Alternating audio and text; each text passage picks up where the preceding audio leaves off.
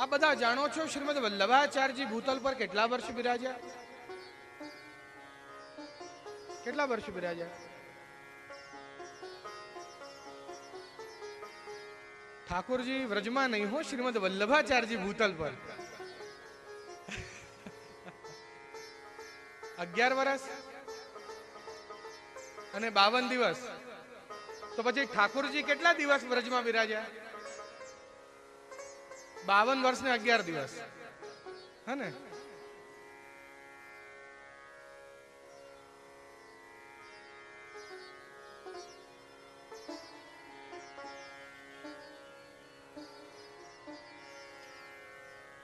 આ બધા નિત્ય બોલો છો તો ખરા કે સહસ્ત્ર વર્ષોથી અમે વિકુઠા થયા છીએ એટલે અમને આ બધું ભૂલાઈ ગયું છે, પણ સાચે ભૂલી ગયા છે હવે ખબર પડી છે.